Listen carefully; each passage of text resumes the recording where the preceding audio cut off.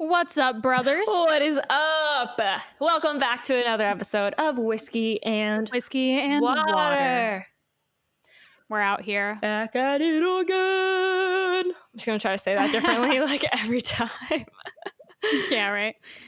There's only so many ways you can intro a podcast that you guys listen to every Monday. An epic every weekly podcast every week. Party with your best friends.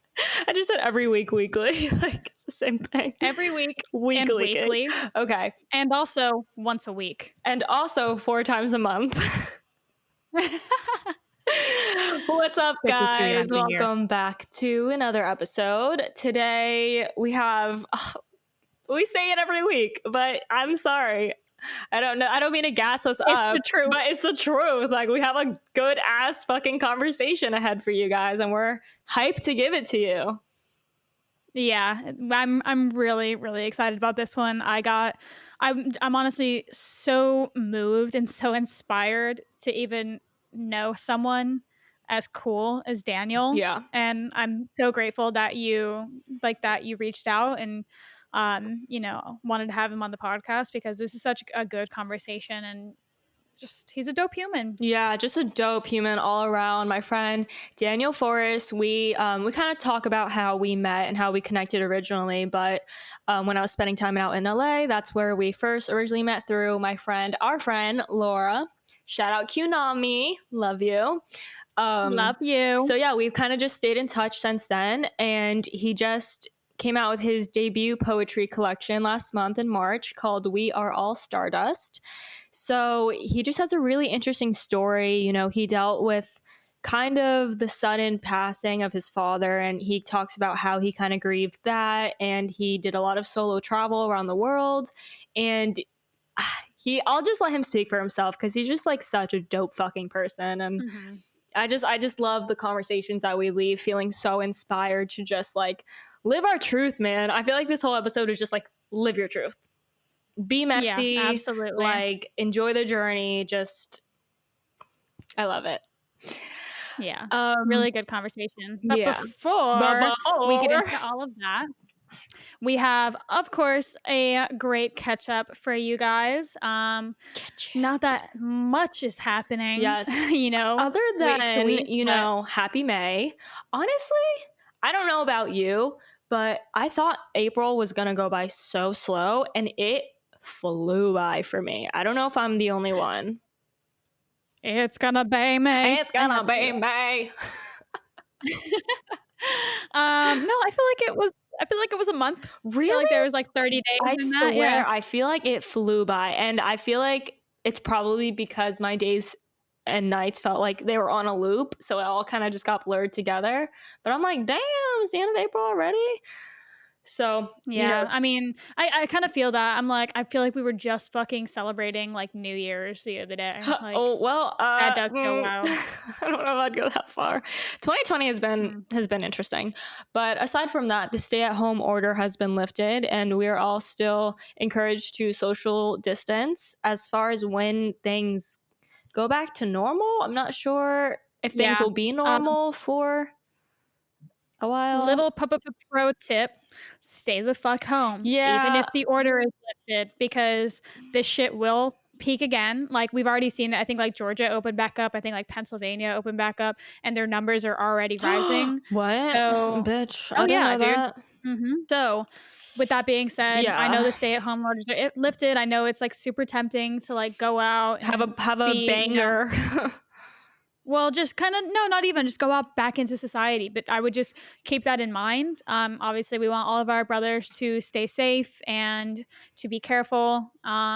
So just let the stupid people go out and catch it. And we'll stay until June and see what happens.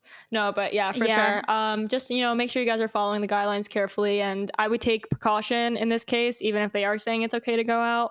I know we're going to wait another month or so before, trying to get back to the normal life. But anyways, so yeah, be careful, brothers. We love you. Stay safe and healthy. Anything else? What else are we catching up about? I got some new closet doors. That's really exciting for me. If you've followed my renovation journey, this is a big deal. So Yeah, we love that for you. Don't have to stare Closet at doors, Tyler's the ugly ass mess. closet anymore. Yeah, no, I think that that definitely is gonna like fix that space a lot. Now all you have to work on is getting a door for your office and bathroom. Dude, no, actually, bathroom doors there. I just do need an office Fire. door, and the pantry closet doors are next. Like that is killing me. Looking at the pantry every day, I'm like, ugh, just such an eyesore. Yeah. Mhm. But yeah, so that's Speak making this space come along nicely. I'm excited about that. What were we gonna say? I can't wait to move out of this apartment. Yeah, I know that I've kind of they did you dirty, for a while. brother. Yeah, I mean, not to mention, like, even I was walking Nugget this morning and, like, I was in, like, a full-on, like, baggy sweatshirt and, like, Like not fucking cute. regular not cute, dude, and, like, I got honked at, like, 4 times, like, Oh 2 fucking God. construction workers, like, harassed me, and it's just dude, it's Uh, so fucking annoying having yeah, to, like, watch your back while you walk your dog and, like, not being able to enjoy that time because you're just pissed off, you know? Which, you yeah. know, is my own fault, but aside from that, I got this new dresser from Amazon, and really cute online, whatever. My dumbass didn't look at the fucking reviews. It is POS. it's a shit. Oh, it's a piece of Yeah, dude. shit, I almost feel like brother. the furniture you get from Amazon is like almost worse than IKEA furniture. And if you know IKEA furniture, it's Well, pretty shitty. it's worse than IKEA, but hear me out. So it's from this brand called Tavillum, Mm-hmm. and Macy just got our friend Macy just got a dresser from there too, and I helped her put it together because it's just a 2-person job. Actually, my man helped too because I wasn't doing all that. But and hers was made way nicer. Like Really? you could just tell like it called for like better screws. It like was put Just together better better. It had like more quality. metal, better quality. I don't know why. Mine's like just like a slightly smaller version. Regardless, we spend 4 hours. I didn't spend 4 hours. My man spent 4 hours putting it together. And then we put it in this like corner of my room because I needed more space for my clothes. So we put it up against, you know, one of my walls that's closest to like the outside, like the window. And we notice that there's like water at the bottom. Like, you know, when it's wood, you can see it like Like absorbed bubbles, it. kind of. It bubbles. Yeah. So it bubbled and we're like, oh fuck, did Nugget pee on it? Or Yeah. like did like and my roommate's girlfriend's dog is over too, and um he gets a little bit more excited. He's peed on my carpet before, which is unfortunate, but you know, it is what Shit it is. happens. So It yeah, is so what it is. the dog is really cute, so I allow it. You know, I make them clean it, but whatever. So, um, we're like, oh shit, maybe Charlie peed on it because you know he was excited, like marking his territory, whatever. He's like a little bit of a younger dog, and so you know I call in my roommate and I'm like, dude, man, I think fucking Charlie pissed all and everything is like soaking wet. It's like You're like, we come to realize, it's like, and then he's like, and I start lifting, and so I start putting a towel there and lifting it, right? And it's clear. It's not pee. Charlie is cleared. Nugget is cleared. It's not them. And so we're like, and it had been raining like crazy, but I'm like, yo, I'm on like the 20 something floor. How on the hell could it have gotten in? And then so we realized it's just like that corner of the carpet is like sopping wet. We're like, fuck. So we moved the dresser, which is ruined now because it's all of it's like white and bubbled at the bottom. It's super cheap regardless. So I'm not to add not really insult that to mad at injury, it. though. Like, you already have a cheap piece of furniture and then you fucking get it soaking wet. Yeah, it's destroyed. Not to mention, we spent 4 hours putting it together and then put it in that corner, which I've never been in that corner before because I never had anything there. And then The immediately luck. it gets The ruined. luck. Literally It like just, you know what? 24 hours later. Listen, the universe was just like, I don't want you having that dresser. I'm not Yeah. gonna allow it. Yeah. So whatever, the dresser is out here now. They had to come. So basically, you know, after talking to management, they were like, "Oh, there's basically like a the building's not sealed from the outside. So this is happening to like a lot of people like that live in the corner Oh, units. it's like a corner unit Um, thing. yeah. So I talked to like my neighbor this morning, and he's like, "Dude, that's been happening to me for years." He said. Oh, He said, hell to the no. You already "Mm-hmm." know that's getting deducted from my rent, bitch. Like, That's what I'm saying. But no. dude, so I go down there. And I think I've mentioned before, I'm pretty homies with my management, my leasers Mhm. down there. And, you know, they respect me, they don't do me dirty, but, for something like that, it's not really up to them as far as, like, reimbursement. And so I was like, "Yeah, but, like, what about my dresser?" Like, I mean, regardless, I'm getting rid of the piece of shit anyway, so it's But, like like, you might as well get your money back, fuck. yeah, exactly. So they're like, "Yeah, so this has been happening to people before." He's like, they send it to upper level management, but you're probably not gonna get the answer that you want." And I'm like, "The hell I won't. The hell I won't get Joke's the on answer you, I want." bitch. I'm getting my Yeah, lawyer y'all think involved for that my $60 Amazon dresser, ho. please talk to my attorney, Olivia Pascal. She's going to be taking it from here. Hello? Um, yeah. Um, So that's what I'm going through right now. okay, so that's fun. Quarantine drama Yeah, issues. Um, love that for me. okay, well, I They did hope replace, like, part of the carpet though, so carpet. Yeah, that's they have to. Well, brother, I mhm. hope you get your money back on that cheap, shitty. It just wasn't meant to be. You just got to take it as a sign. Not meant to be. Dude, facts. Yeah. Gotta listen to the whispers. Whispers. Yeah, we talk about that a lot in this episode. Well, I mean, I got closet doors. I've made a lot of Amazon purchases in the past month. I'm quite embarrassed. And it's just like random things throughout Mhm. the day that I'm like, oh, I need that. Oh, I need that. Oh, I need that. So we wanted to do Yep, like a I'm funny, pulling mine up right yeah, now. we wanted to do a funny little like random Amazon purchase segment.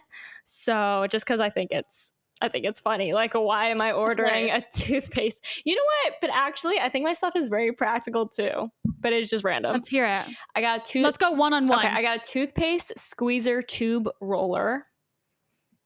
I think that that's Practical. very practical. Okay, you go. I ordered 3 different types of Manic Panic hair dye, Classic because I'm going to quarantine. fun colors too, so I'm gonna be dyeing my hair some different colors here soon. Okay, I got silicone ice cube trays.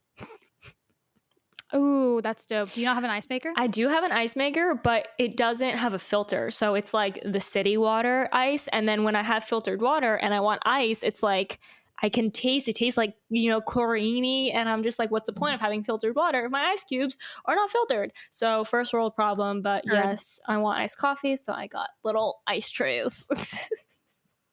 My next purchase is this dumbass drawer, Dresser. that dresser drawer, and we're moving on. Go next because I I don't wanna talk about have it. this actually really handy fucking iPhone stand. This is clutch. Guys, I don't know about you, and this is kind of embarrassing to say. My hands start to hurt from holding my phone. Like, yeah, My girl. pinky is for sure fucked. My palm has like cramped up and shit. And like I know that sounds excessive, but we work a lot on our phone. So our phone's in our hand a lot. So yeah, that's been a lifesaver. Okay, you go. Mount Dog 10.2-inch selfie ring light. Necessary, practical. Practical. I needed it. Wait, speaking of which, and we won't go on much longer, but speaking of which, the tripod that I got for like $20, that was so good. I put it through the ringer because it was our only light during construction. So it was literally like what we used to demo the whole bathroom. Mhm. So it's like it's a piece of shit. Now I look it up, it's like $55. I'm pissed. No. I'm like, fuck. Way. Anyways. Dude, pro tip, when you find something that you love and it works, whether it be a pair of shoes, a shirt, I buy doubles. I mean, if you got it like that, I guess. Something that I didn't do that with was these almond toe white booties. You know those ones that I have? The ones that I always used to wear, the white booties that were super Yeah. cute? Dude, I lost them. R.I.P. And everyone would always ask me where I got them from, and it was like some bum ass Random ass, website, but they yeah. were perfect, Ugh. and I can't find them again. A shame. And that's just something I'm grieving through right now. I got a surgical grade stainless steel tongue brush, or like not a brush, it's like a cleaner, or it's a scraper. Yeah. Dude, fire. tongue I scraper. love a clean tongue. Okay. Mhm. Okay, last one. I don't like the way it makes my tongue feel though. What? Kind of like dry. Oh, I love it. I'm like, Okay, let's wrap this up. I bought a pack of women's socks, a white hoodie and white ribbed tank tops Okay. and a tie-dye set, Okay. I bought which we're gonna be doing this weekend. I bought 4 pairs of exfoliating gloves, handcraft Himalayan salt body scrub, and mineral fusion nail polish remover. Okay. Self and that's on And self-care, that's on honey. and that's on spa days. Okay. Bleh. All right. Well, we will not bore you any longer with our random Amazon purchases. We're going to get right into this week's episode with Daniel. You guys are going to absolutely love this. Please, if you're listening, we love seeing your messages. Like, it truly lights the fire under our ass to keep this fucking show going, and it keeps us inspired.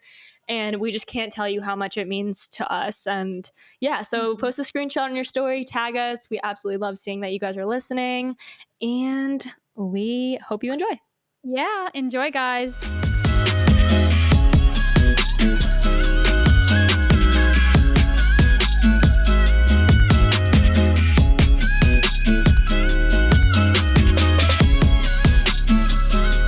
All right, guys, we are here with Daniel.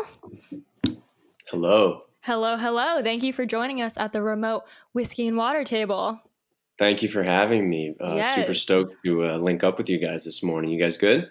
We are We're doing doing great. great. I actually had to remind Jess of how she's like, where do you know this guy from again? And we met each other in LA like maybe 2 or 3 years ago now, I think. Yeah, about that, right? I think shout out Kunami. Kunami. We have a mutual friend, Laura, who is actually a very loyal listener to Whiskey and Water. She listens every week. So, yeah, so she actually recommended you to come on, and well, not to come on, but she recommended your book to me first, and then I was like, that's so dope, good for him, I'm so happy for him, I'm definitely copying. And then yeah, you reached out, and then I reached out, and it all magically came together like it always does, and we're just so happy to have you here. And here we are. Love it. Yeah. No, I got the same kind of amazing background about you guys, and you know, just I've been following you from afar as well. I've been traveling, as you know, for a couple of years, but I remember when just kind of from a distance, I was watching you guys kind of pull the trigger, if you will, and drop in, and it's obviously come a long way. So hats off to just straight up just doing it and being about it, and I got a lot of respect for that, and I'm sure we'll talk about it too. But when you get into writing and self-publish a book, you better believe in yourself, because there's going to be a lot of times where you're walking that walk alone. So I'm sure we can relate on just dropping in and making it happen. So thank you so much for the opportunity to share with you today. For sure. Yeah, we're thank you. stoked. Thank you so much for coming on. And speaking of, a little bit about yourself, we know that you have just recently released your poetry book. So tell us a little bit about that and what that journey's been like, and what inspired you to embark on that. Thank you. Yeah, for sure. Proud father, author, if you will, over here, Love if I it. may. Yeah, brother. Yeah. So we are all Stardust, a collection of cosmic poems, and it is it's my debut poetry collection. I linked up with an epic illustrator out in Bali, actually, which I'll get to. That's probably kind of a little further down the road, but the reality is I just started writing. My father, actually, I got hit with some pretty gnarly life stuff. My dad was diagnosed with cancer in November of 2017. And that was really like the kind of catalyst and impetus to the journey, if you will. I'm kind of just laying it all out there, but I feel comfortable with you gals. But I was coming off, I was probably like almost coming up on a year of a little bit of heartbreak, like love lost in a relationship that just naturally kind of hit an intersection. There was still a lot of the bond was still really strong, but we were growing in different directions, and that was really gnarly to kind of stomach, because I think at the time my ego would have preferred to see it through, even though now looking back it was right for both of us. So that was already 2020. Amen. Yeah. So that was sobering, and then just as I thought I was kind of like starting to like feel the stride in my step again, and had put that somewhere, so to say, I got that call about my father. So that was really kind of the other shoe dropping for me, where I decided that like I'll get to the book as well, but that really got me out of my comfort zone, which was a more kind of traditional career and some other, levels that I'm sure we'll go into. But the writing just naturally happened as a way of coping. And it gave me a creative outlet to deal with a lot of the uncertainty and grief that was surrounding my dad's, this is my best friend, my hero, my guy. And all of a sudden, like, the man that I only ever knew as strength and invincibility, frankly, was like Right. pretty much facing his mortality head on. So that's the like intense part. Then I wrote. I went and took care of him for a while. My family and I all dialed in, and the poetry actually assembled as what I didn't know at the time, which is the really cool part, is that I was writing it during the early stages when we were just learning what this was going to look like together. And then things got intense and picked up, and I kept writing.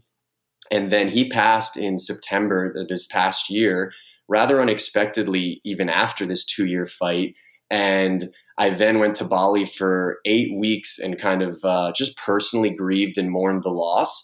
And that's when the final section came. And that's how it's divided. So the first section's embracing your shadows, which is all about like sinking your teeth into the darkness and really just being like, damn, this is here. Like, I can't see, frankly. And Right. then the second section evolved into a lighter view, which was all about like, okay, now I've had about a year, 18 months to sit in this darkness. Am I going to let that define me, or am I going to open my eyes and try to find my way out? And then ironically, he passed. And the third and final section is All We Have Is Now, which was kind of like, okay, recognize the darkness, applied the light, and then I lost my dad. So it was like, now what? Like, in my humble opinion, the last part was just like, you got all the lessons, homie, now do something about it. And it's easier to say that to you now in 6 minutes because I'm still healing, frankly, but the poetry covers that spectrum, if that makes sense. Gotcha. Yeah. That's really interesting that well, actually, you didn't do anything. It kind of naturally divided itself into those sections. And I think for Amen. anyone who has dealt with losing a loved one or someone close to them, the grieving process is really messy and there's no right way to go about it. And it looks different for everyone.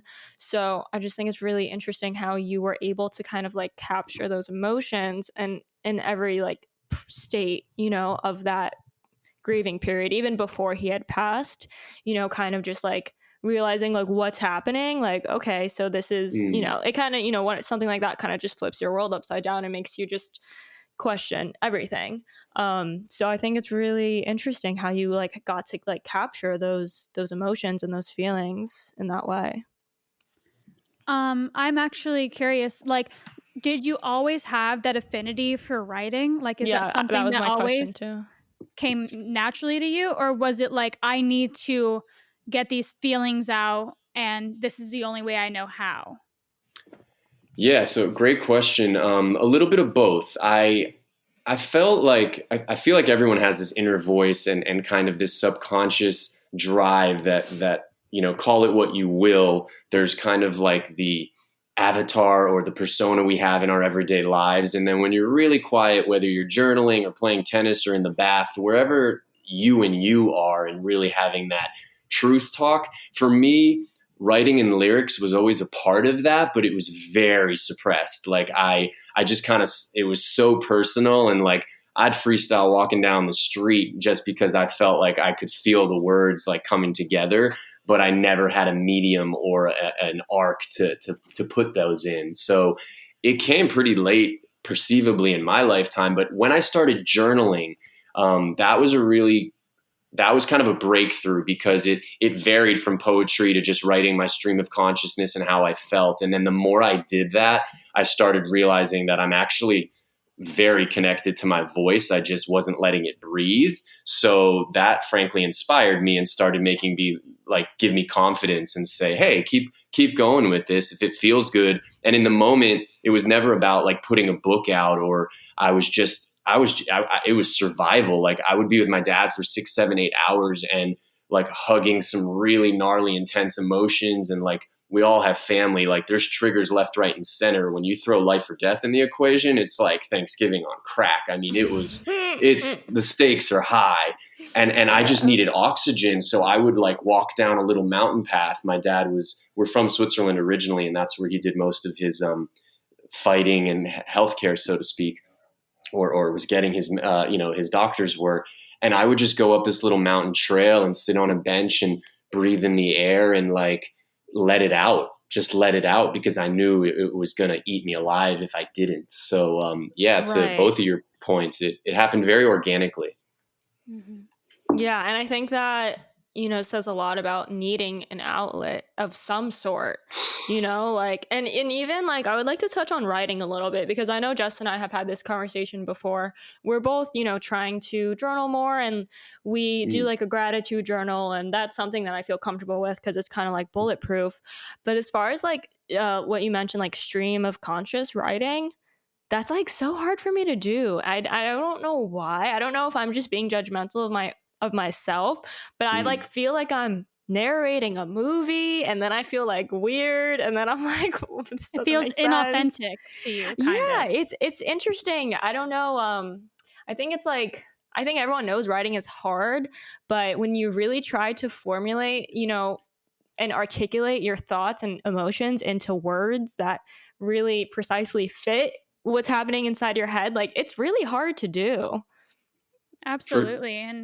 And even to add on top of that, like I was a writer my entire life. Like I read books like it was nothing. Like mm, I was like the English teacher's pet like my entire life. That was like the only subject that I ever excelled in, and I was always very fond of writing, and it was like my comfort zone. But I think like just when I like went into college, my priorities just shifted, and I feel very similarly. Like it doesn't really come as natural to me, but I think that I think it's extremely profound that it comes to you so naturally. Like it feels like you're going to explode if you don't If get it you out. don't, yeah. Yeah, because I mean fair. so many people, like even if they are comfortable with it or it's something that they're fond of, like this can be applied to anything. It's like it's almost like a muscle that you have to like retrain and re get back into it, but it's so obvious that it's like it's your passion and it's your path because of how strongly you feel about it. Yeah, the only thing I'll add to that is that like I went a really long time and didn't know that, and I don't have any regrets because I feel like I showed up for myself as a person throughout. Like I ironically I studied finance in college. I came out of school and had a almost 10-year hotel career in brand marketing, and kind of I was able to use the tools of that like creative muscle. To your point, Jess. But it wasn't until I was faced with kind of a double loss in my own heart and brain, where it was like, I really love that girl and still do to this day in like a beautiful way now. Now it's just safely a part of my experience versus something that was, that I wanted versus that I just saw for what it was.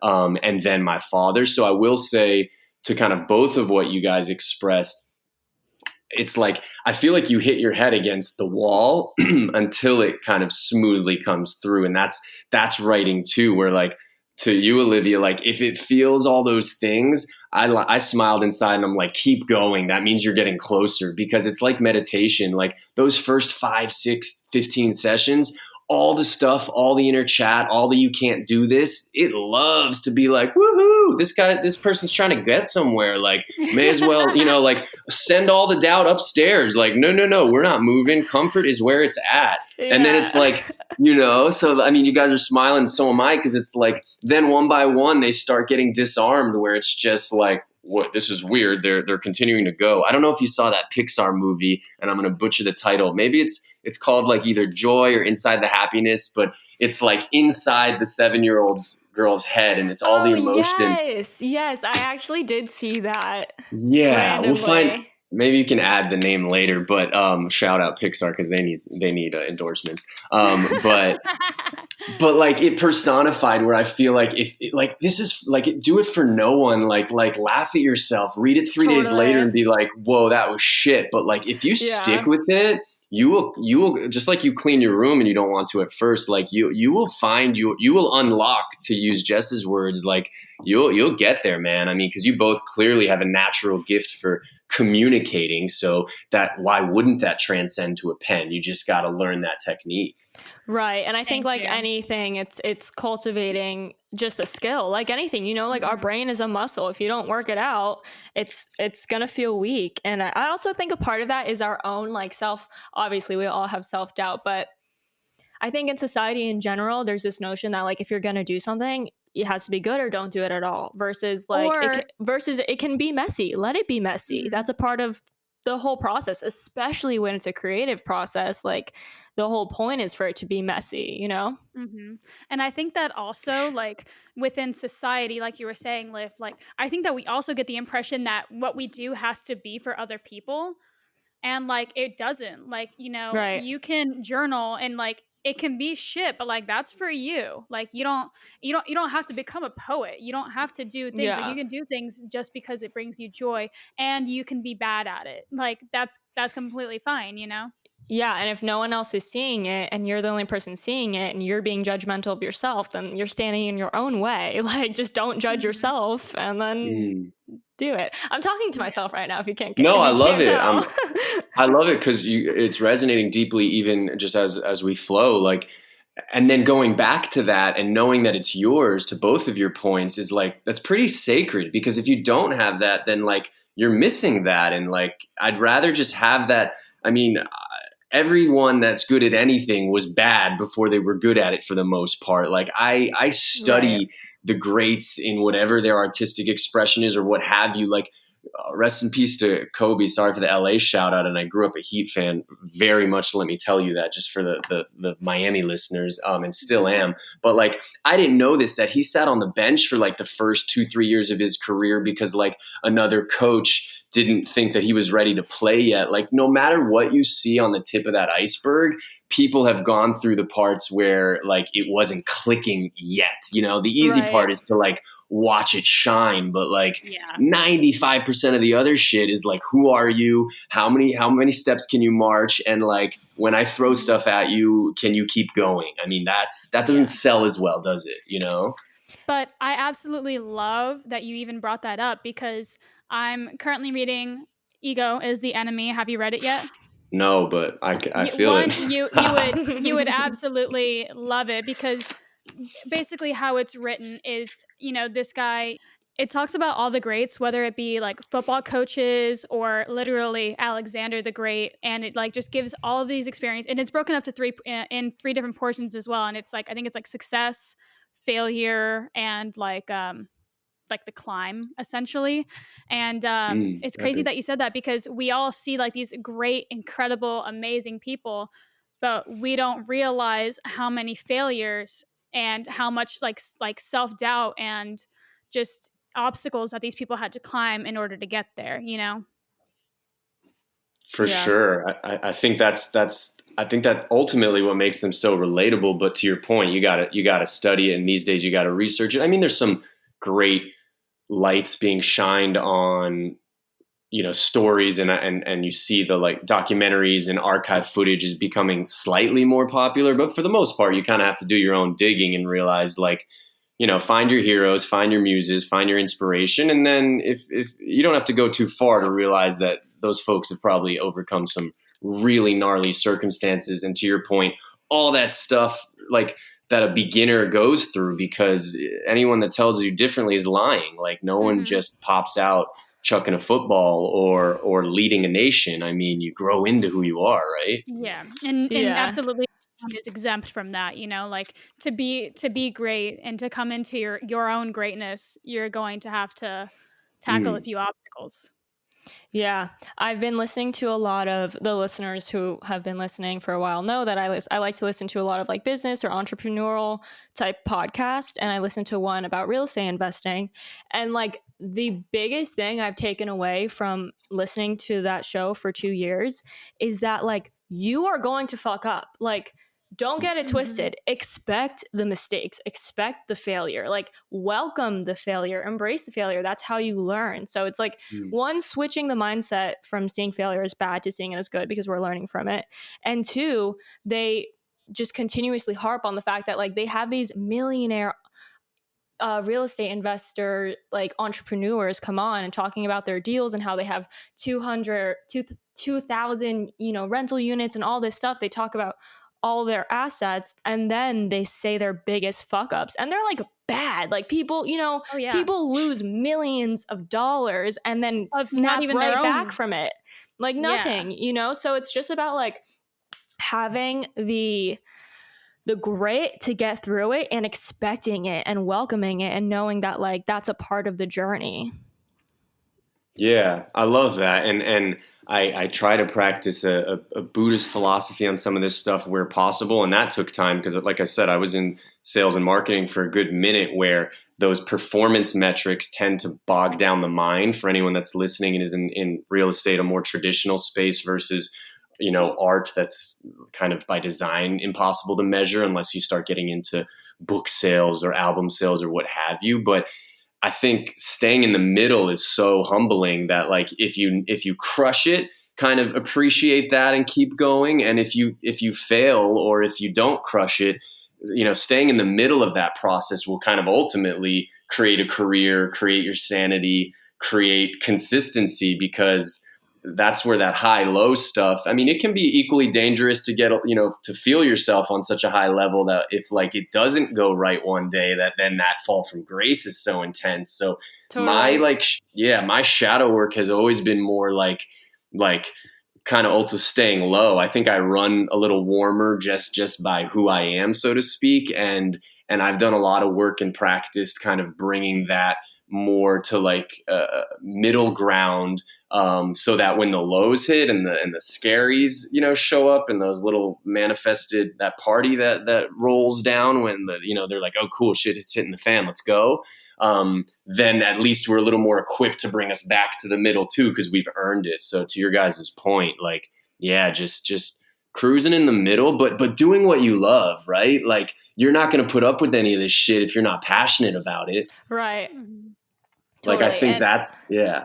And that's a perfect segue into what I would like to discuss next. You talked about how you Mm. had a 10-year thriving, great career in hospitality, which is something I know a lot of our listeners are either just graduated college or still in college. And, a lot of people are looking for like those secure jobs right now. So I guess just I would like you to speak a little bit about that thought process, that decision to finally like make that leap of faith. I know Hmm. that's a scary thing for a lot of people, and obviously it's so much harder like said than done. the Mhm. the insecurity of failure, right? And just like leaving what something that's steady and certain for something that's unknown is the scariest thing a human can do. So yeah, I For kind of sure. just want to hear your thought process on that. Yeah, absolutely. I admire the question. My knee jerk reaction is that, like, it's not black and white, where it doesn't like go away once you kind of pursue or take that leap of faith. Like, Totally. faith becomes very important in kind of taking the lessons along the way. So I'll kind of get to that in a second. As far as the catalyst, two kind of part answer, probably more the way I'm wired, but I don't have any regrets about all the steps that got me to where I am now, because so much of what I did transferred to, like, now when I'm writing, I have, like, the discipline that I learned, the structure, ironically, even as a creative, is very important. And if there's anyone that's fully creative and has never learned the other virtues, they're going to feel that lack on some level, and vice versa. I was like, Mm. I was craving a more creative outlet, because just the more traditional routes that I took were no longer serving me on kind of the new me. Like, we evolve, right? We move on. So a few things. One, definitely like just staying honest with yourself. When that leap of faith comes, I feel like there's a little bit of a misconception with that, only in that, like, I just felt like personally that I did feel very comfortable as in the hotel industry, and it's an amazing community, and I still to this day, some of my best relationships or friendships are from there.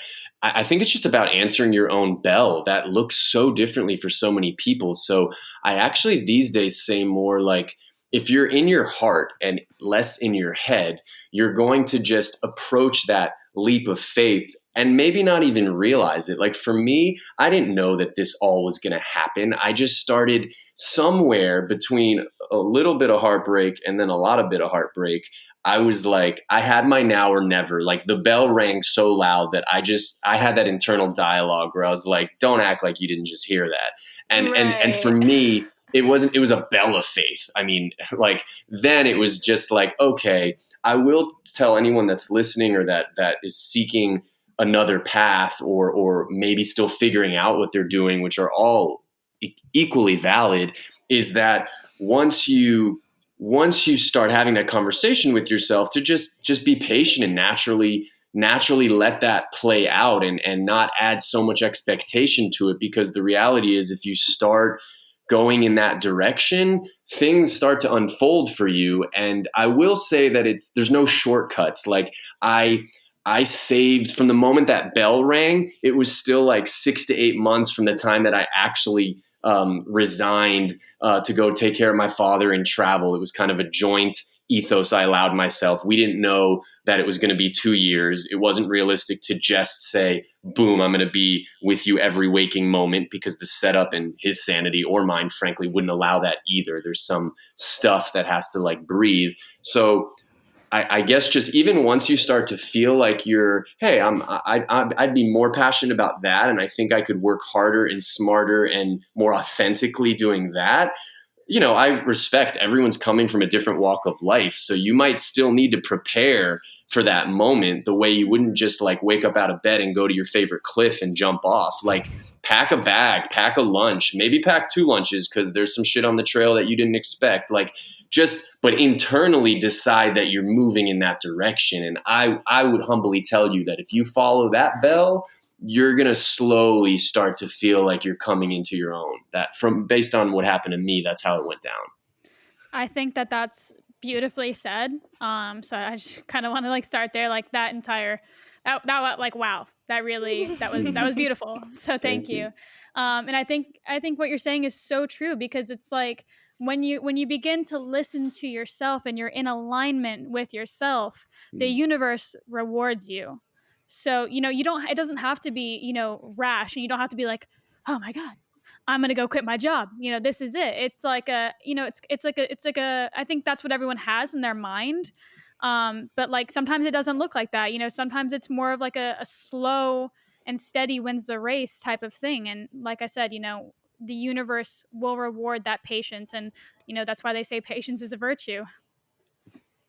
For sure, for sure. And you know what? It's sweet. Like I met a lot of people on the travel trails as it goes, and everyone's story looked really different. So for anyone listening, like I like to preface that it's like we can all just learn from each other, but ultimately you're driving, man. Like you're steering that wheel. So there were some people that were like, "Yeah, I worked 6 hours on my first day," and was like, "Fuck that," and that's awesome because that guy or girl was like super rad and was like all of a sudden following their heart. So like the full spectrum's there. I think it's cool to know that like wherever you are on your journey is I know it sounds cliche, but is where you're supposed to be. And if you're having that quiet dialogue with yourself, we're pretty smart humans. There's a lot of potential there that I think the noise just covers up because life gets in the way, but we only get one shot at this. So whenever you feel inspired to start that dialogue, start with 10 sentences in your journal. Start with your thoughts in the shower. Get out of the shower and write down those thoughts, because they're probably the dopest thing that we all think about all day for some people. So just create that routine, create that consistency, and then start to like admire, like, whoa, that's there's something there. Like I maybe should pursue that 7:30 shower thought, because that might actually end up making me really happy. Mm-hmm. Totally. Hold on. There's stuff I still want to unpack from what you said before because it was just so good. Oh, I love what you said about like, again, to piggyback off of what Jess said, of like sometimes it's like I think people in their head think that people who leave their 9 to 5 for their dream, it's like a manic decision where one day they just wake up and they're like, today's the day. And like I don't think it works like that. Like life is all about taking calculated risks and understanding the risk associated with every decision we make. So it's about understanding that. Second of all, I love what you said about like, don't pretend you didn't hear it. Like, I rang the fucking bell. Don't pretend you didn't just hear that shit. hmm. Because I think a lot of times we ignore signs that come up to us. And it doesn't have to be a sign that we see. It could be just a thought that is almost subconscious, but it's there. And I think it's Mm. like we almost have to like cultivate that skill of like listening to that very, very quiet thought, because I think that is like, one, our intuition. Two, I think it's there for a reason. And I always in my head say like, don't ignore that. I'm like, okay, but I can pretend I just didn't hear it. And then I'm like, but you did hear it.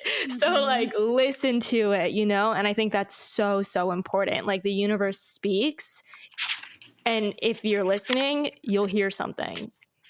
And I think, and we've said this in episodes in the past, but it's like, you know, the universe said something to you and it was a whisper. If you listen to it now, it doesn't have to become a scream.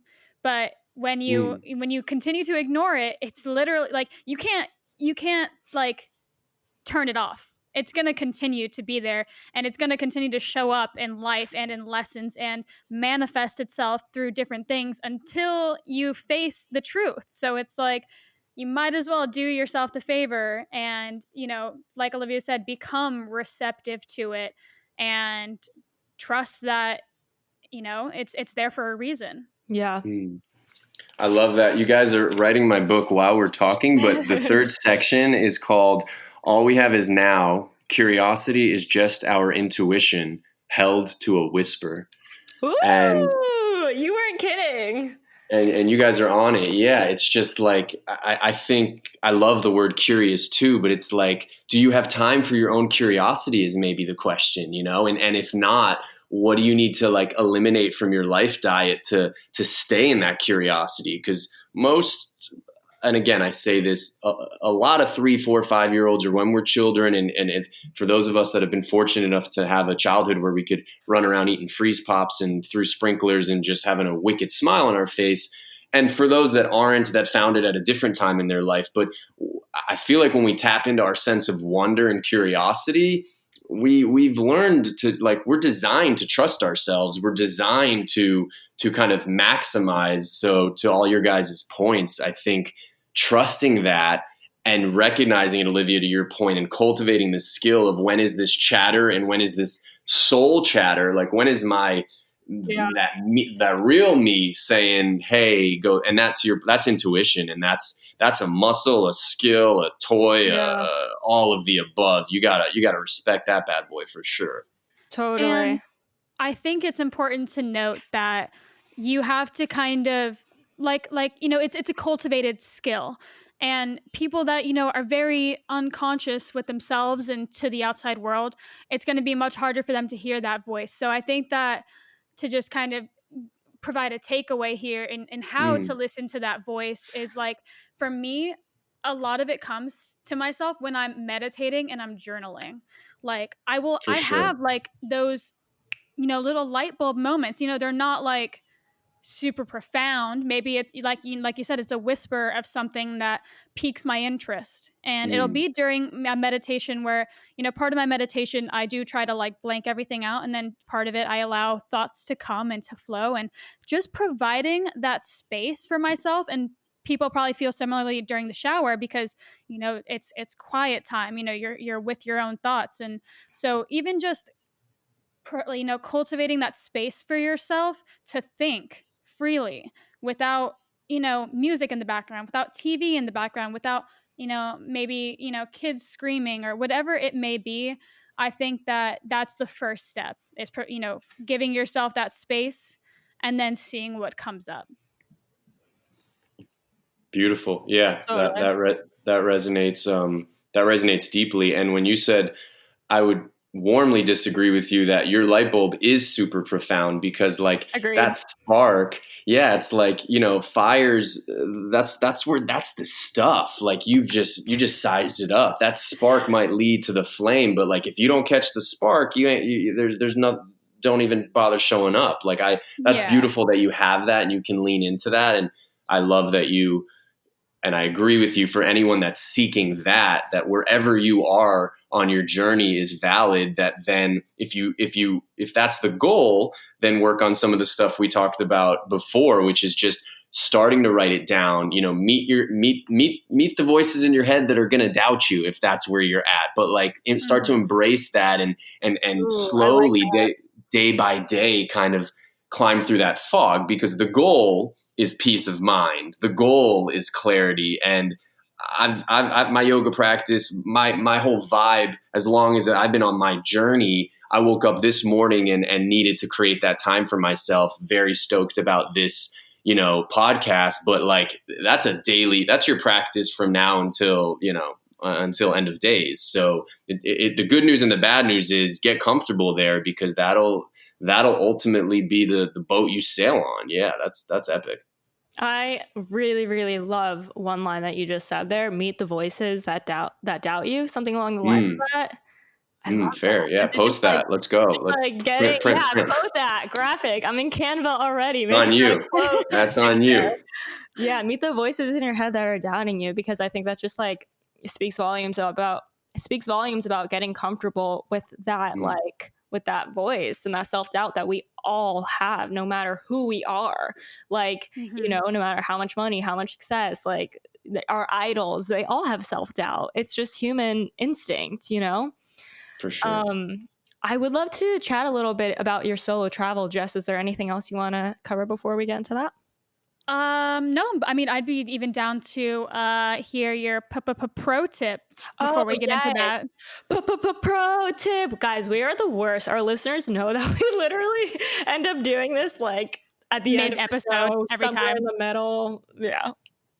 Better late. Um, Yeah, no, I love it. I love the prompt. It's hard. It's like, I think when you start writing, picking sentences becomes like the hardest part of your Yeah. day, because like there's a value in them. So if I can take creative license, two things came to mind. One's more a concept, and the other one's a quote. So if I may.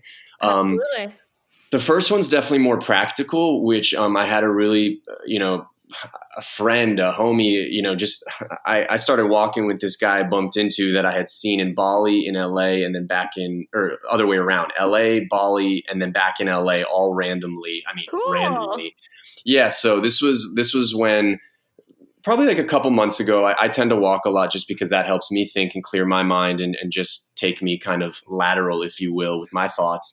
And so this nugget came from him, but it was just devotion to self, that in the morning, whatever you do, and this kind of protects maybe a little bit from the digital and the screen and the phone world. And Olivia, I know you used to do social, or maybe still do the social Sunday thing, that shout out that concept, because Oh it's a yeah, vibe. brother. Still going strong.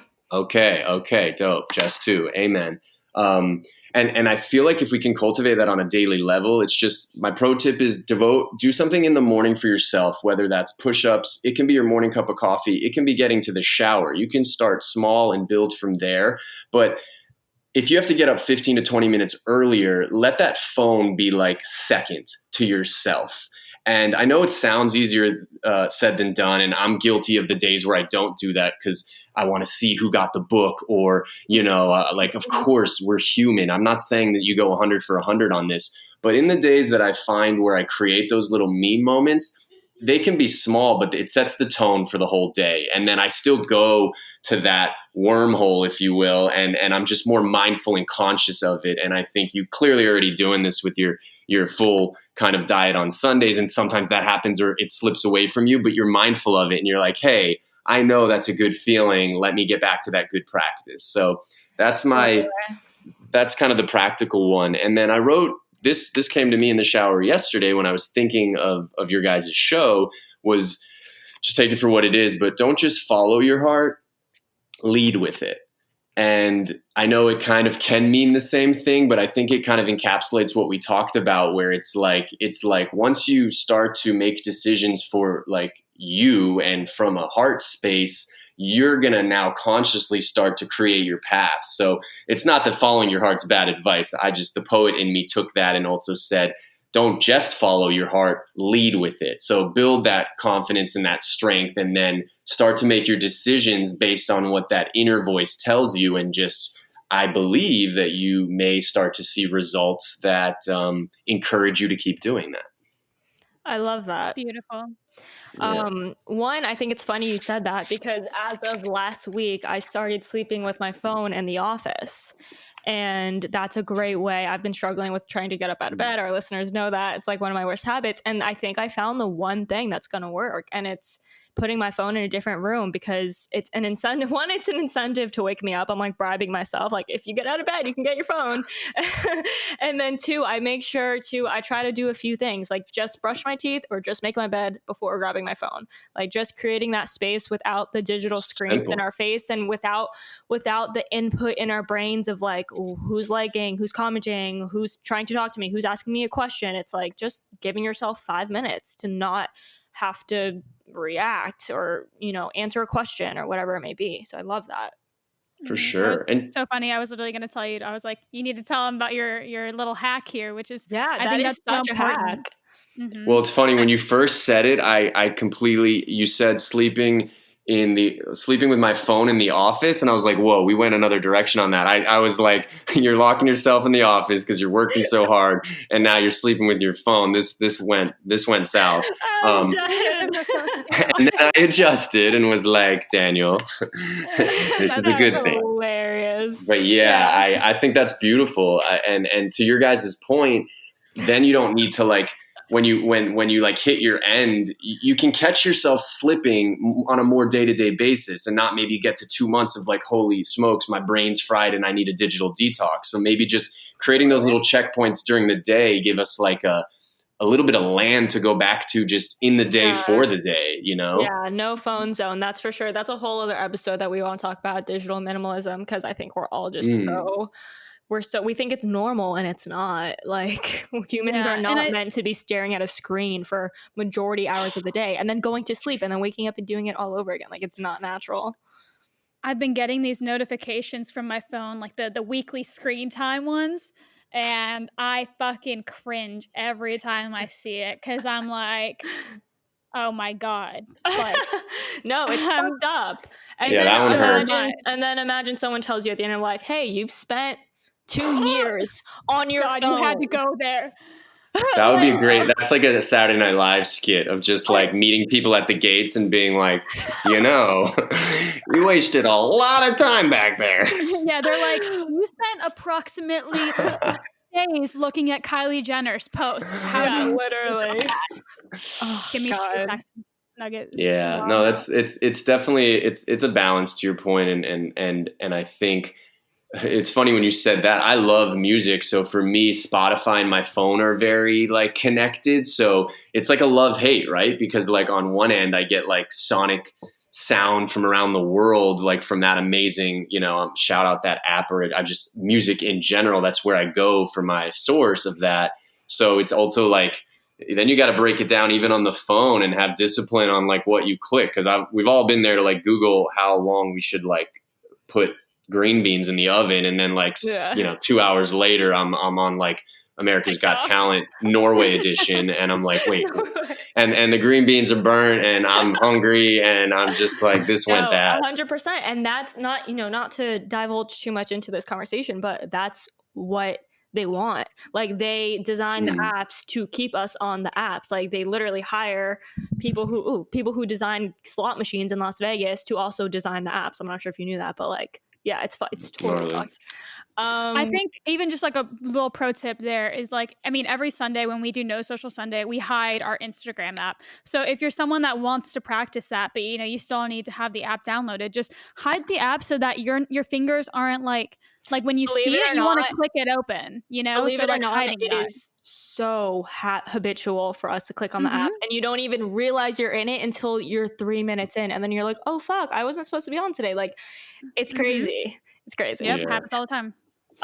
Okay, so let's get into, I kind of want to talk about a little bit about your solo travel, because I think that's so cool. When we met up in LA, that was like the closest thing that I've had to solo travel. I was out there for, I had friends out there and stuff, and LA is not Indonesia, but I was out there by myself. My fiance was back here, and I was kind of just like winging it, took a lot of walks by myself, just doing my own thing. And I actually did enjoy it, and I do feel like I grew from it, from just like that level of independence in a new city that I'm not familiar with. So like, I was grateful to have taken that away from LA. So yeah, I want to hear about yours. Yeah, no, that's An excellent question. I mean, first off, whether it's LA, Indonesia, wherever, because I'm sure you have listeners that are in different spots as well. And frankly, especially with everything going on right now, I'm kind of living two truths. A part of me is, I can't believe that I was able to journey the way I did because that looks so differently now. So I would even say that getting back to like solo travel in a local way or in a community way, like solo travel is when you go for a walk in the park and you're solo. Like the cool thing is, of course, when if you have the time, the resources, or in these days just the permission to be able to go to these places, I wouldn't trade it for anything. And we could do many hours, and I'm writing a memoir on like on the whole vibe of like if you can go, working title, but that should be easy enough. But bringing it back down to just like whatever you can afford yourself. Yeah, I guess it's two different things. For me at the time, this was about April 2018 was when I left. I started off in South America and I did that for about 4 or 5 months. And then I went to Europe to be with my dad. He was in Switzerland. So I spent about 2, 3 months there. Kind of had the summer of a lifetime with him. This is when he was like fighting, but we were still kind of, I'll get to we got a little high, listened to the Beatles and had some of the most amazing, Yes. I lean into those memories daily. So wouldn't change it for the Totally. world. And then I ended up in Bali, and I thought I was just going for a few weeks, and I ended up studying Reiki and energy healing there, and stayed for 5 months. So Oh my that's God. that was my Okay. trip. I didn't Yeah. know it was unplanned like that. Oh So yeah. I mean, cool. like, I think you got to book the flight ticket, and maybe like I had like a 2 week retreat in Peru that like kind of started things off. That once I committed like some of my savings and my funds, and I was like, okay, I'm leaving LA on April 17th. I mean, it's my anniversary now. You need that much, but everyone's different. I mean, traveling is so personal too. Like, who knows, it depends on how you travel and how much uncertainty you want, but that's what's cool. You can kind of play with that. But like the thrill at the time of being able to like sip on a coffee in Colombia and know that I liked it and I wanted to have it tomorrow, so I did. I mean, that freedom, to Jess's point about like light bulbs going off, I just, of course I started writing. I was like, light bulbs were coming out everywhere. It was like a crime to not write down what I was feeling because I knew that it was coming from an honest place. But we talked about it. I did feel like I earned that because of the steps that I took to get there. So I will say that to anyone that's kind of thinking about it. But now I would almost modify the conversation, myself included, like, the importance to your mental health of just kind of getting out and about, both in community and then also taking those solo walks when you feel protected and safe to do so, can be really healthy too, because I think it kind of embraces yourself in a way that anything solo can. And if you do it outside, or you have the fortune of, maybe it's the urban walk, city, farm, wherever you're kind of shacked up these days. I'm a big believer of just solo traveling in general, however that might look these days. You know what I mean? I think that's so important because I think a lot of people are like, oh, well, I can't, go and fuck off my job and go to Bali and, do all these things. But it's like, I mean, it can look so different to Mm, whoever it may be. Like, it can literally be something as simple as like going to a town like an hour away and spending the day with yourself there. Like, Totally. it's about finding peace and like solitude in any moment. for sure. And like, let me tell you, when you get back from the further you go, wherever you end up, it still comes down to what you just said. So it's like, of course, Right. I traveled my whole life with my Yeah. family. So I just personally liked, seeking out new places. But part of my work now is to exactly what Jess said, is to still hold on to that lightness and that flow state, but finding it in ways that, aren't a Blue Beach screensaver. Of course, that's the easy part, and I enjoyed it. Don't get me wrong. But from a life practice point of view, I mean, you nailed it sometimes. And that can also be with a buddy, because another misconception when you solo travel is you're not alone. You're just open. It's like open travel. Like you sit down at a cafeteria table and now you got 6 friends. You guys are the United Nations and you're going to ride like donkeys through the desert all of a sudden. Like you're not solo, but of course those quiet moments, or when you like you definitely are outside of your comfort zone. But I would even say like, yeah, even now if you go with a buddy, but that buddy respects your space and you can go into that park together and now walk 20 yards apart and right by yourselves and come back and have the road trip together. There's so many ways to do it. You just got to find where you're comfortable, because that means you're going to do it again because you felt comfortable there, even if the comfort was in change. I mean, how gnarly to create that for yourself, Absolutely. And even like traveling somewhere and then having a friend meet you there, and like kind of like, because you went to multiple different places, and so it's like even like just meeting up with friends in these different cities and like just spending my new amount of times with them, like even that, like you don't have it's not lonely. I feel like No, it's the and most sometimes it non-lonely can. feeling. No, not like, I mean, look, it's part of it, but like I'm at my sister and her family's place right now, or her fiance's family spot, and like you can be in your own room and be lonely, and there's someone in the next room. I mean, like loneliness will find you. So I think to anyone that's thinking like, I mean, look, I believe in like traveling safely and smartly, and like I do believe in preparation meeting spontaneity. So I think the world is always changing, and we ought to like be mindful of where we go, and like I tend to pride myself that I traveled pretty efficiently, and that came from a lot of experience when my family was around. And for me, look, this was my rite of passage. My dad was also kind of on his way out now in hindsight, and that's tough to say, but it's the reality of it, that part of my intentionality of the trip was to just embrace what was coming to me. And I wouldn't wish my particular deck of cards on anyone, only because like everyone's journey is their own journey. So what that looks like and what that impetus is and the resources and whatever that looks like, it's, to your point, it's a state of mind more than anything. And if you can start to cultivate a perception that when things are thrown at me and challenges are in my path, if I can learn from them, easier said than done, but we may as well set goals. If we can learn from them and not let them define us, and ultimately become stronger from them, that feels good. That's safe. That's gonna like be with us when we get lonely, because we're like, wait, I've been here before. It's dark, but I remember a light bulb went off when I rested or when I was calm, and then I figured out the situation. And it didn't get solved in a night, but that spark was the turning point. And I think that's healthy to at least try to get to that point. Yeah, I love what you said about like, it kind of reminded me of the book The Alchemist. Like, no matter if you're in Indonesia or, just going to a park, like you're still mentally, like you're still going to find yourself in the same place up here, so it's almost more about cultivating that, like that mindset. And I also love what you said about being, instead of like solo travel, open travel. I think that's a really cool like concept.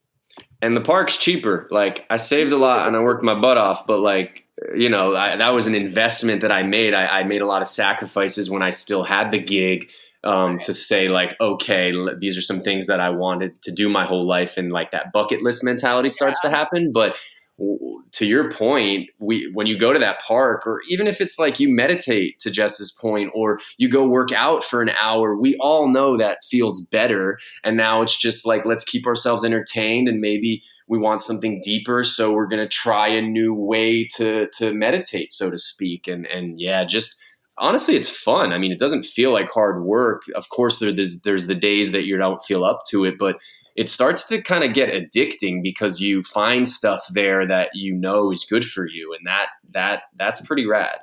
Right. I want to say just like, go ahead. No, just like as I've said before, like you'll like, and I've said this, and Olivia laughed about it, but like you'll never regret a workout. Like you'll never regret meditating. You'll never For regret sure. doing I was things like, that I fulfill your regret a soul. lot of workout.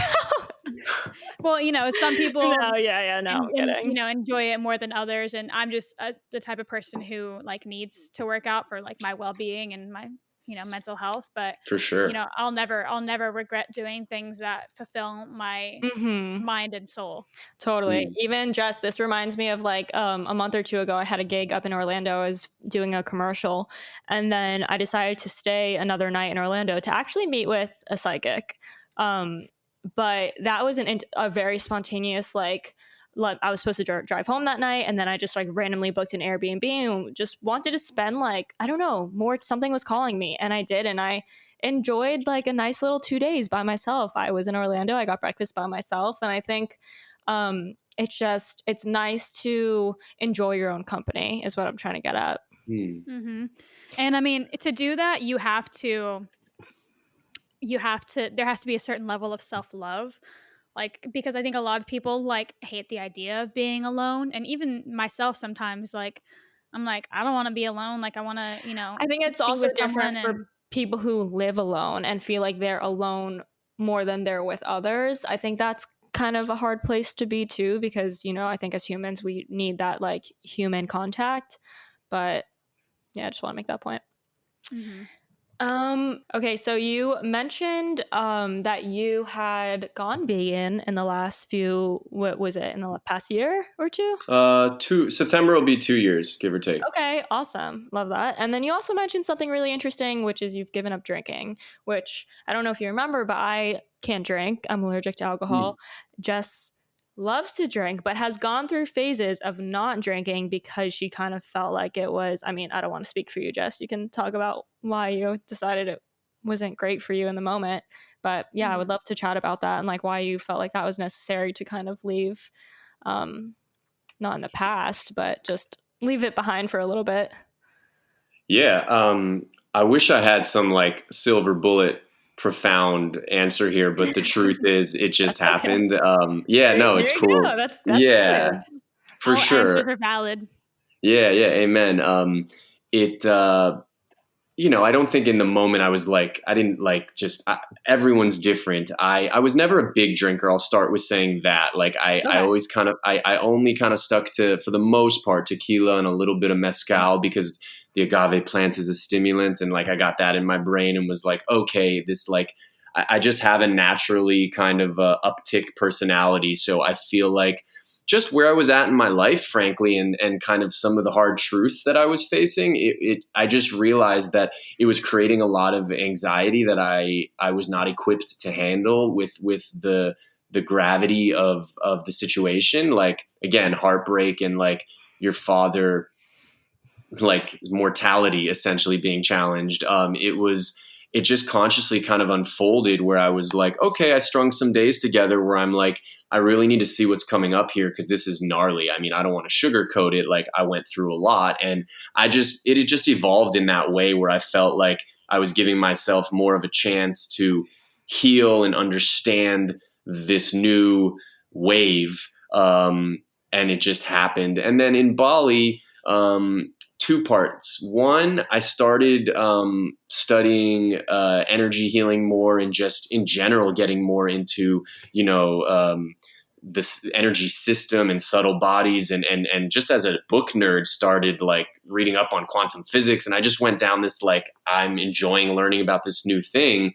And alcohol in general, as it related to my choices, was not necessarily feeding that. Like by design, it's not necessarily going to heighten your sensitivity, right? It's going to reduce your inhibitions. So just from my package, that was kind of like the start of it. And then I just kind of was rolling with it. Like, even now, I'm not on like a hard no. My sister's Mhm. getting married soon. And like, if that glass of tequila finds me, I'm not going to like, abandon it. Ironically, for 2 years, that hasn't happened, and I'm not counting, but it's just, if I have the desire to, I will. And at the moment I Right. don't. And then in Bali, the diet choice, it snuck up on me. That one really was like, you can eat there completely plant-based and like not know it. I mean, to the point that like the menus say like spaghetti, not bolognese, and the quality of food's really strong. And I was doing a ton of yoga. I mean, what I didn't say is that like, for the book, I would meditate and have my yoga practice for about 3 hours each morning after walking close to 10 miles getting up with the sunrise. This is what it took for me to begin to mourn my father's loss. And then after all of that, I would sit down in front of a blank page and be like, what's up? Like, let's talk about it.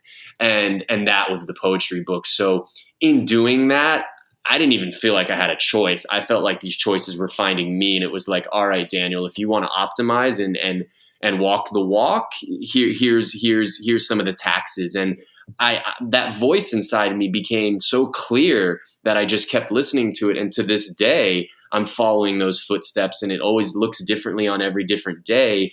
But the diet just started making me feel better. My energy levels were clearer, and I felt like I could get to Jess's famous light bulbs quicker, and more streamlined. And that became encouraging. Like, I'm not someone that I believe so much in doing you and following your truth. And if that's messy today, then make the mess. And if you clean it up tomorrow, like, good on you too. Like, I practice non-judgment on my best days, and it took time to get to that space. I'm not an angel, but I worked to better myself, if you will.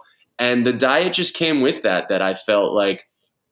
Then I had a moment where I did watch a couple of those documentaries that they'll say, Those yeah, will screw you.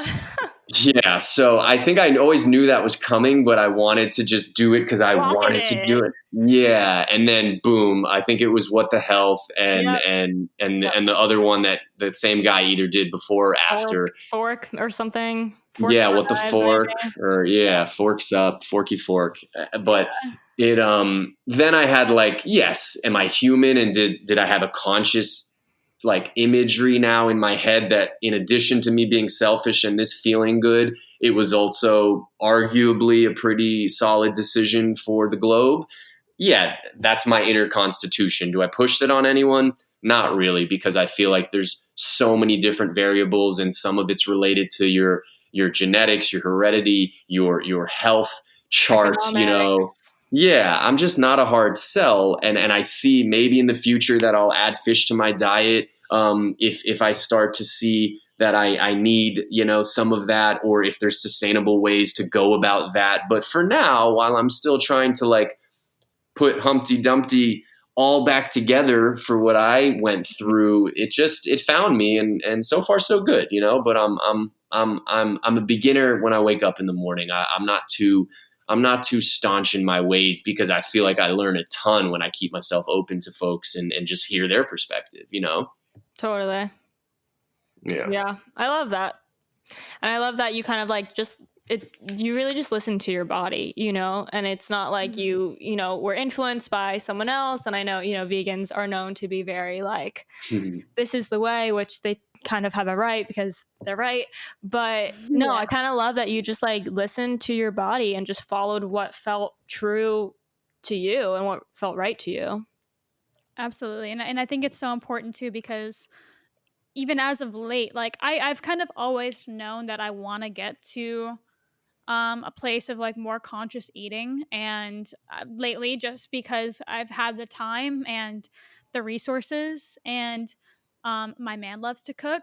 So we've That been helps. trying out some like vegan options, and just like just healthier eating, more conscious eating, because I was so tired of like feeling so lethargic and shitty after every meal.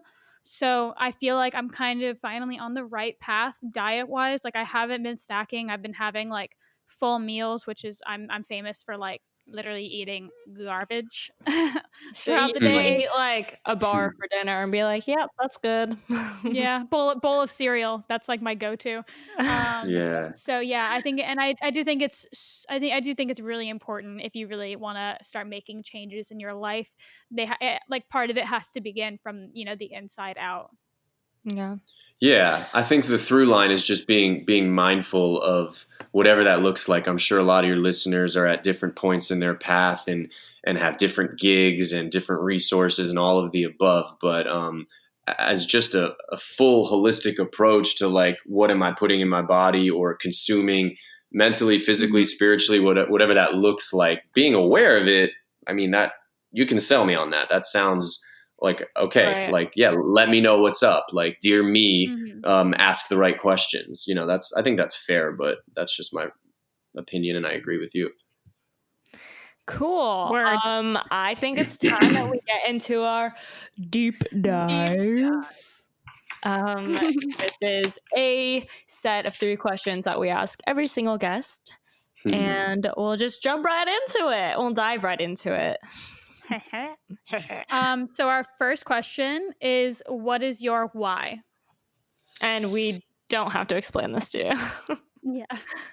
Fair, yeah. I'll just go where I go. I mean, like what resonates when you first say why.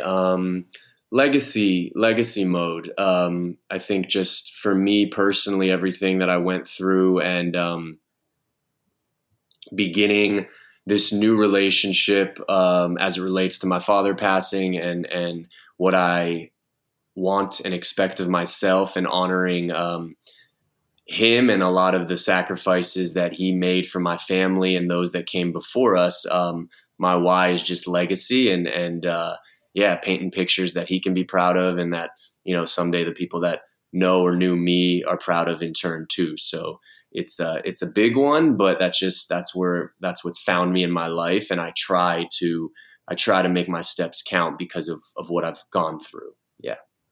Awesome. Beautiful.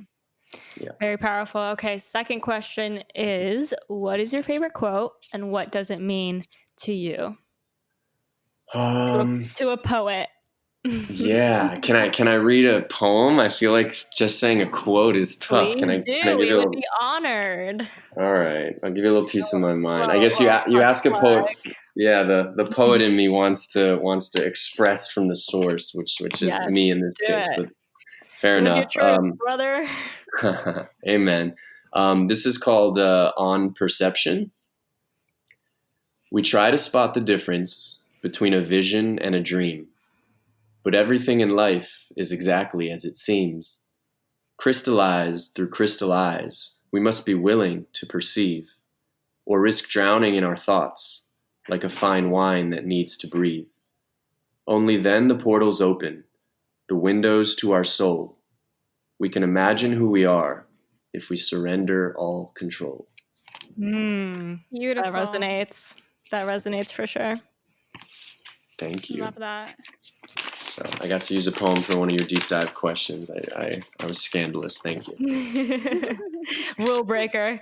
All right. And then our last question is, what do you think separates successful people? You know, success looks like different things to all of us, but what do you think separates successful people from people who give up, fail, or never get started on their dream? Whew, Or that's dreams, plural.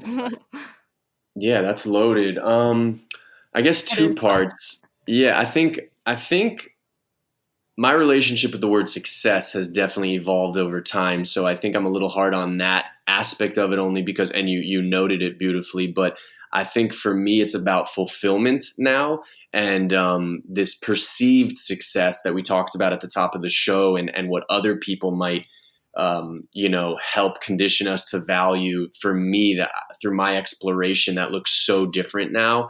And I guess the reason for that is because I'm as on my best days, I'm following my heart and going that route. So maybe I don't want to speak for other people on, their circumstance as to why it didn't happen, but I feel like in order for it to happen, you do need to be living, following your heart and staying in that zone, because it takes Leading hard. with your heart. Yeah, lead there. Amen. Like leading with your heart, and it takes hard work and discipline, and everything that you might even perceive you want, that's going to change. So just staying open and staying flexible. And to those that feel like they're separate from that goal or that perceived success, like I say to that if you're listening to this, then that bell hasn't been, that opportunity for that bell to ring has not finished. Like, I think like you're rocking. And especially if you're listening to this, you're seeking inspiration or open to some form of